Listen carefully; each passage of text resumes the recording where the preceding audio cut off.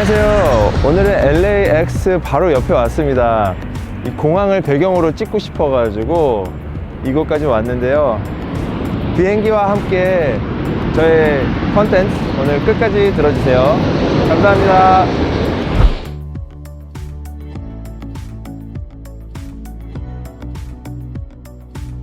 이 배경을 사용하고 있는 이유는요, 어느 누구나 이민을 오셨다면 공항을 사용해서, LA 같은 경우는 LAX를 사용해서 오셨을 텐데요, 저 또한 1989년도 88 올림픽 바로 직후에 2월 17일 날 이 공항을 통해 미국 이민 생활을 시작했습니다.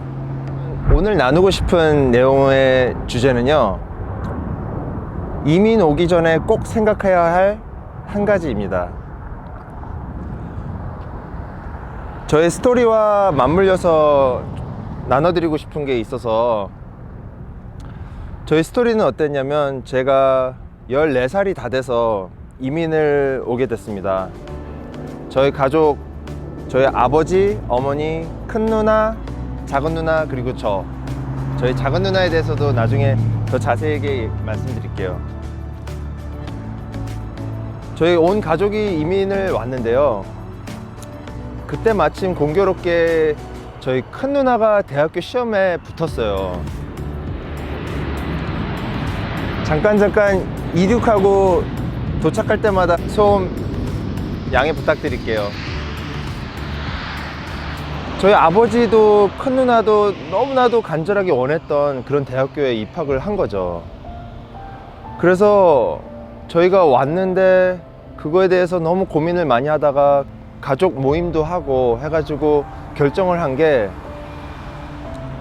큰 누나와 아버지와 어머니는 다시 한국으로 돌아가시고요, 작은 누나와 저는 미국에서 남아서 살기로 결정을 했습니다.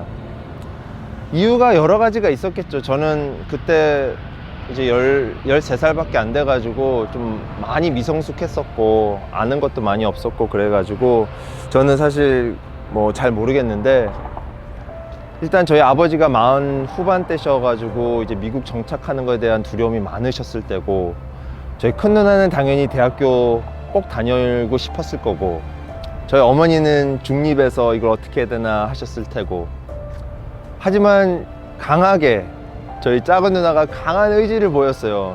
미국에서 꼭 살아야 된다, 살지 않으면 안 된다, 그런 의지가 되게 강했고요.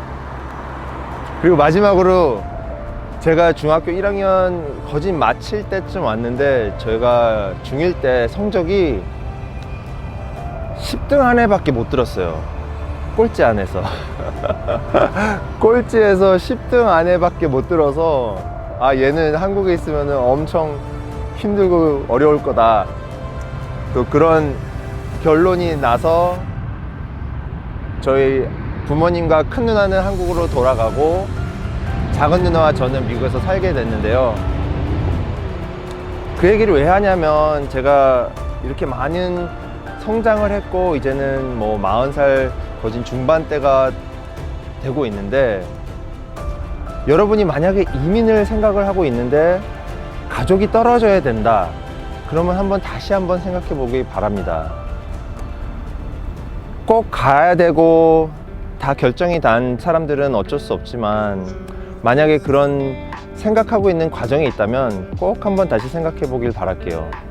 제가 생각하기에는 가족 가운데 아이들이 인식이 많이 깼고, 가족과 떨어져도 이 아이들이 잘 성장할 수 있다는 믿음이 있을지언정, 부모님과 떨어지면 아이들에게는 이 부모와 붙어 있을 때와 너무나도 다른 생활 범위가 생기는 거거든요.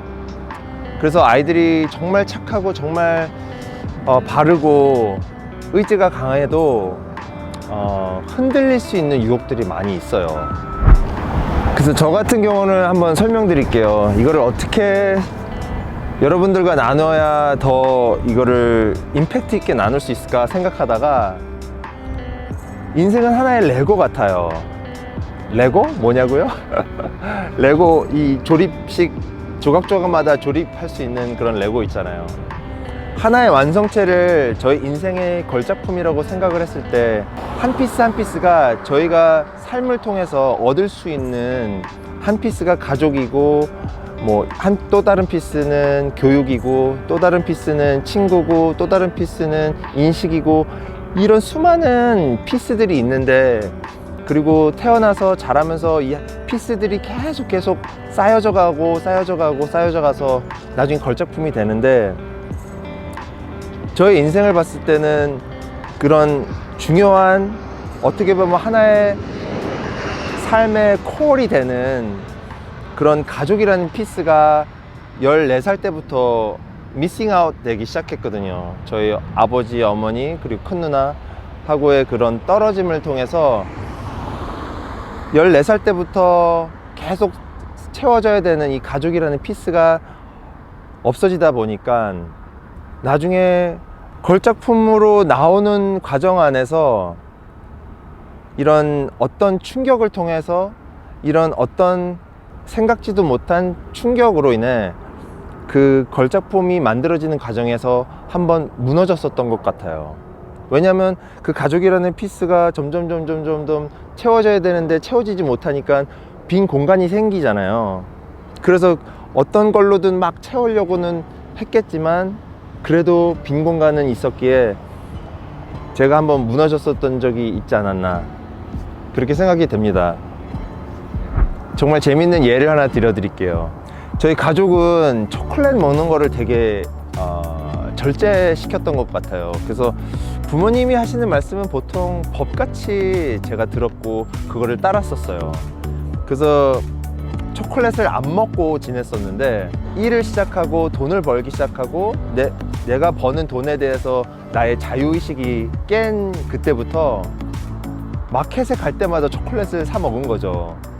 그리고 이 초콜릿을 나중에는 종류별대로 코스코에서 박스채로도 사 먹고요. 그러니까 인생에서 제가 못 먹었던 초콜릿은 그때 다 먹었던 것 같아요.